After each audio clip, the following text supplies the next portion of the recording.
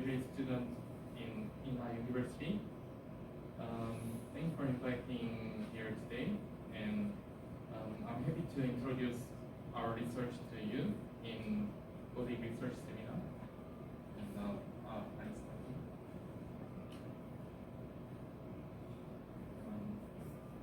There is a paper of contents, introduction and methodology, data and research and conclusion and references.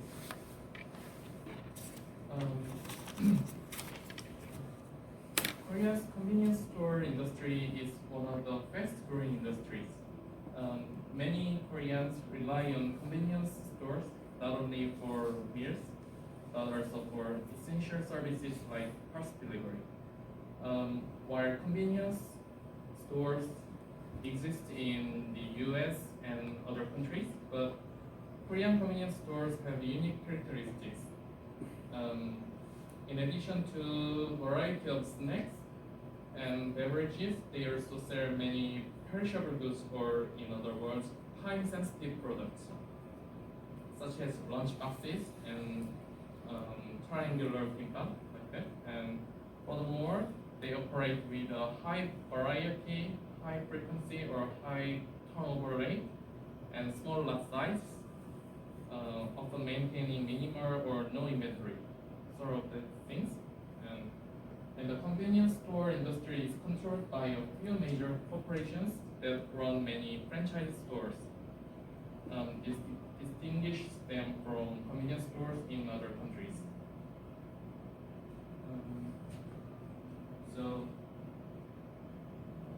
single center, distribution center in each region handles deliveries to a lot of convenience stores within its designated area. And you can see the figure 2. And so to achieve efficient logistics operations, it is necessary to solve complex problems such as the vehicle locking problem. Most convenience store retail companies have a system of set delivery arrival times for each store. So to account for uncertainties such as traffic conditions, early or delayed deliveries are allowed within a certain range from the set delivery arrival time. This means that there is an allowed time range for early and delayed deliveries based on the set delivery arrival times. We define the allowed time range for early deliveries as forward slack, and the allowed time range for delayed deliveries as backward slack. Please take a look at following image to better understand. So the total allowable delivery time range, which includes both forward slack and backward slack, is the time window. For example, if early deliveries are allowed up to 20 minutes before the set time, and delayed deliveries up to 50 minutes after, of course it's not a desirable case, but anyway, in that case, the forward slack is 20 and the backward slack is 50 and the time window is 70. If the time window is too wide, store owners may not know exactly when the delivery will arrive, leading to uncertainty and long wait times. In a franchise supply chain, where the headquarters as the vendor and individual store owners as the customers, this can cause negative long-term consequences such as increased delivery uncertainty and decreased customer satisfaction. On the other hand, if the time window is too narrow, it may not fully account for delivery uncertainties, increasing the risk of late deliveries or causing inefficiencies in resource utilization, such as hiring more trucks to meet the strict time window. Many companies set the time window arbitrarily rather than based on precise calculations, and it may cause inefficiencies. So this research has 3 main objectives. First, by analyzing real logistics data to identify the impact of time window settings on delivery efficiency and derive practical improvement measures for convenience store logistics operations. Second, it proposes an optimal time window estimation method in a set delivery arrival times based delivery system, taking into account uncertainties caused by external factors. Third, it aims to enhance logistics efficiency by driving the optimal time window, considering the unique characteristics of convenience store logistics, such as handling fresh products and high-frequency small lot deliveries of diverse items and sort of things. So now let me show our methodology in our research. We utilize a bi-level optimization approach to optimize the time window. The upper level adjusts the time window, while the lower level solves the vehicle routing problem with time window. At the upper level, we first set the delivery arrival time and initial time window. Then we adjust the time window width by considering the on-time delivery failure rate and total delivery time. At the lower level, we optimize vehicle routes based on the time window determined by the upper level. We also calculate the on-time delivery failure rate and total delivery time to evaluate the impact of these adjustments.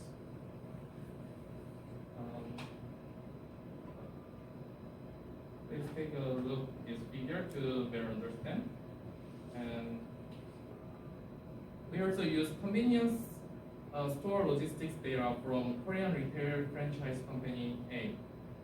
The data includes the locations such as latitude and longitude of the central distribution center in each store, and the number of trucks, the set delivery arrival time for each store, and the stores visited by each truck and their visiting sequence, and the actual delivery completion time for each store.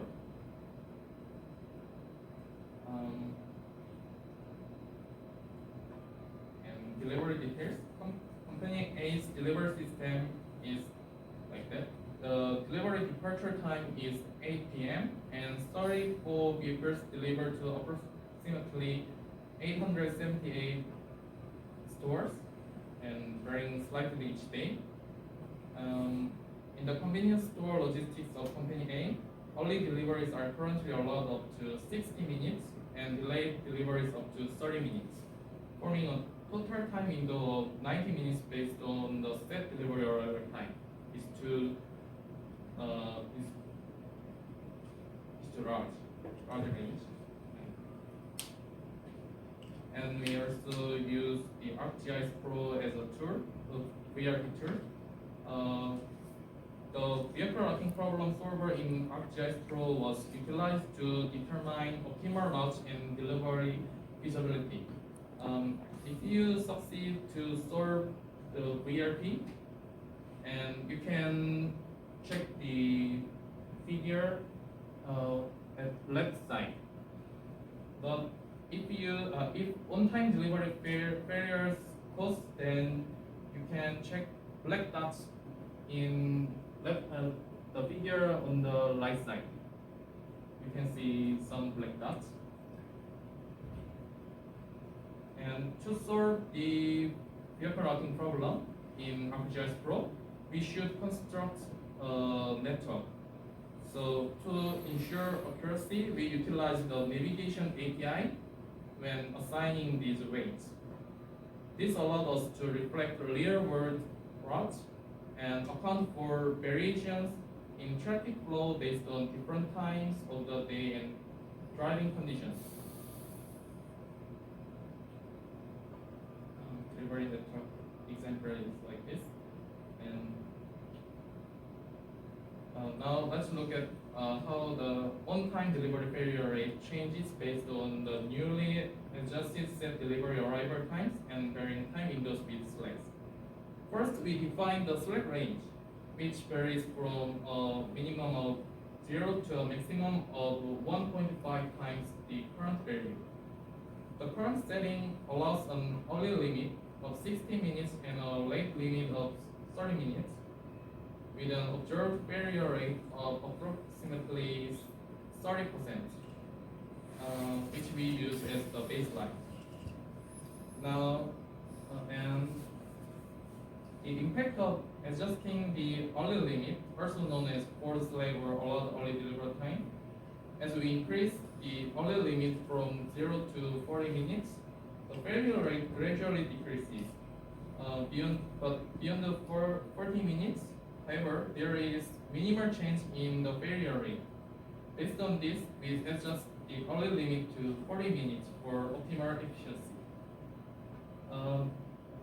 Next, let's examine the late limit, also known as backwards lag or allowed late delivery time. As the late limit decreases, we observe a steady increase in the failure rate. These findings highlight the trade-offs in adjusting the time window, helping us determine the optimal balance between on-time delivery performance and operational efficiency.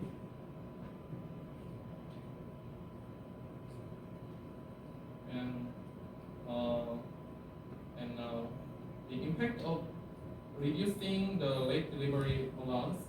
First, we set the early limit to 40 minutes and analyze the effects of adjusting the late limit from 45 minutes to 30 minutes. We found that as the late limit decreases, the total delivery time is reduced. However, this comes at a cost. The on-time delivery failure rate increases. With a late limit of 45 minutes, the failure rate is around 23%, when the late limit is reduced to 30 minutes. The failure rate rises to around 33%, which is similar to or even higher than the current level. This reveals a trade-off. A lower late limit shortens the total delivery time, but at the same time, it increases the failure rate. Ultimately, the choice of time window settings depends on business priorities, whether the focus is on reducing delivery time or ensuring on-time deliveries.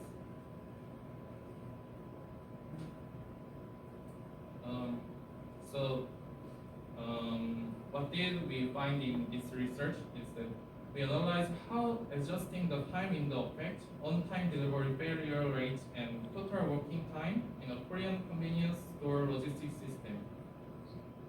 And key findings. Extending the early limit helps reduce the failure rate, but beyond a certain point, the impact is minimal. The late limit presents a trade-off.